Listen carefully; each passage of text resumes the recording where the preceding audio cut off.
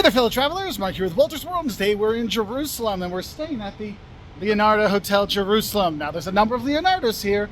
We're at this one here, just so you know, all right? So let's go inside and talk about the hotel.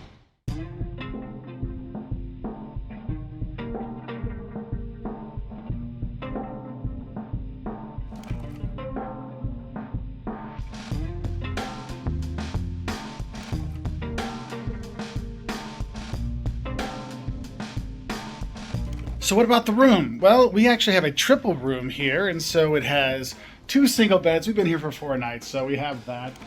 2 single beds. They sleep fine.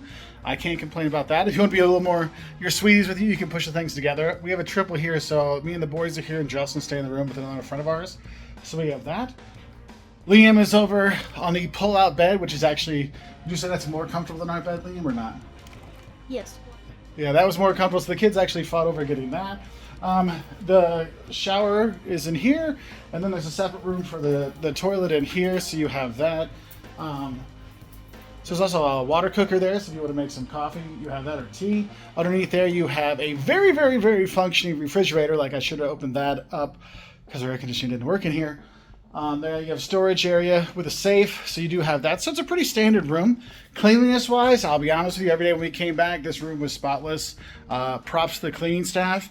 Though the maintenance staff, with no air conditioning here in the summer in Jerusalem, that wasn't very cool. But overall, the room was fine. If you're wondering, like, hey, what can we do? The internet here worked just fine. Liam was watching Netflix and playing his video games online. I was watching YouTube videos. Caleb was doing his stuff. So we didn't really have any issues with the internet, so that was good. So if you got to work when you're here, you're set up.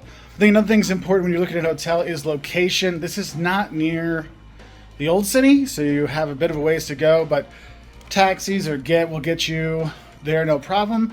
Actually, if you want to walk to like Jaffa Street, if you want to go get restaurants, it's about a 15-20 minute walk to get there. I mean, depending which way you go, but it's not too bad.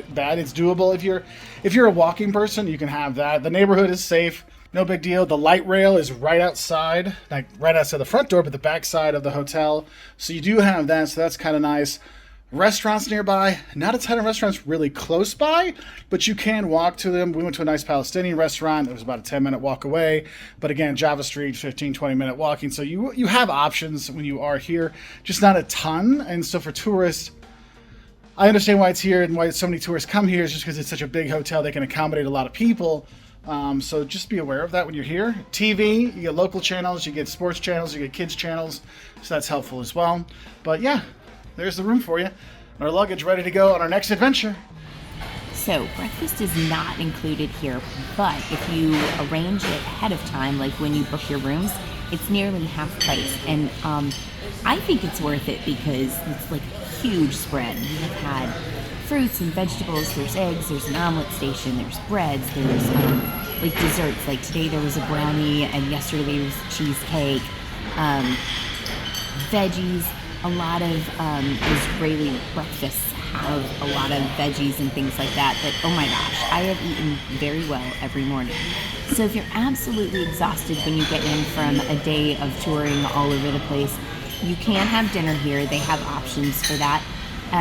But there are a lot of really great restaurants in Jerusalem, so we didn't really do that. However, a night or two we did sit in the lounge at the bar, and they have sandwiches and salads and soups. So if you need something just really light and snacky, you can do that. They also have a fairly decent bar. Not a lot of wine options, but they've got a couple of everything. So overall, I'd say the food was pretty good. I absolutely have loved breakfast, and the coffee here is magnificent. Let me drink my coffee. Now, they do have a very spacious lobby here because you have so many tour groups that come through. I mean, like tour group after tour group after tour group. You see their luggage lined up there for one group. You will have a lot of people here pretty much anytime you come. Front desk personnel, they were fine. We asked about restaurants, where to go. They did give us some ideas. I was a little upset, though, because our air conditioner did not work. And we're here in the summertime in Jerusalem, and no air conditioning kind of sucks. And so I told them the first day, second day, third day, they finally got fixed after literally the 5th time I talked to people. Someone came, it worked for that night, and then broke again. So that was rather frustrating. One thing I will tell you is you got to keep going back to the front desk if you need something done, because it did take a bit too much time for me, especially since it's summer and it's like really, really hot and the AC is really bad. And careful if you open your windows. We had to open our windows because the AC wasn't working, and my youngest son just got eaten alive by the bugs. I got some bites, but yeah, something to be aware of with that. So go back and ask him again and again and again to ask to get something done. That's one thing I would say on the service side is a little bit frustrating. I will say though, with the air conditioning, Jocelyn's room that she was in with her friend, their AC was working like mad. Like their room was like an ice box. So if you get a room the AC works, it works really well. But if not, you really got to make sure you're asking the people, hey, move me to another room. Don't ask them to fix it, just say move to another room. Because I literally asked 5 times, and I'm sure I will talk about this later, but I asked 5 times, and the 4th time they were like, oh, no one even wrote that down. 5th time I had to go back, and they finally sent someone up. Like I was waiting for them. So yeah, can you tell I was a little upset about the no air conditioning in Jerusalem in the summer? Yeah.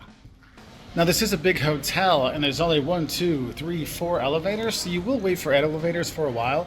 If you're in Shabbat and you need to use the Shabbat elevator, that's the one over on this side, which stops at every floor. So if you're concerned about that, they do have that option, like most hotels here in Israel. Now the elevators aren't super big, but you'll get enough people in there, so you have your luggage. Just be ready to deal with the luggage people.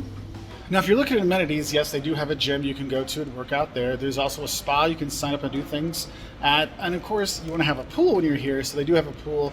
Very popular place, especially with the kids, to go to. So that is an option, too, for something to do when you're here. There's also a shop right outside, which is helpful. So if you need to get a suitcase or some last-minute souvenirs, they have that there. It's open during the day. So that's been kind of a lifesaver I've seen for a number of tourists coming through here whose luggage is broken or need a last-minute souvenir. It gets pretty busy there, but it does have a lot of stuff you might need. So there's not just the tourist shop, souvenir shop that's right outside the front door. You have these 2 other shops as well if you want to get something a little bit nicer. You know, jewelry, maybe you want to pick up a menorah when you're here. So there are a few shops you can get that last minute souvenirs when you're here. There's the bar I was talking about, which they were actually good service. I like those guys. They were pretty cool. They really helped out with the kids too. So props to them. Also with the pool, they'll make it very easy for you to know if it's time you can go or not, because when it's not pool time, they put the fence around it so people can't get in. So I hope you liked the review of the Leonardo Hotel Jerusalem. If you want to learn more about coming to Jerusalem, go on our main channel. We talk about the don'ts of visiting Jerusalem, mistakes that people make when they come to Israel, what to eat when you're here as well. So have a great time, and I wish you all the best. And if you like our hotel reviews, please give it a thumbs up. You know, give us some advice on making them even better so we can help you have a better idea of where you should stay when you travel the world. And I'll say bye or shalom from here in Israel.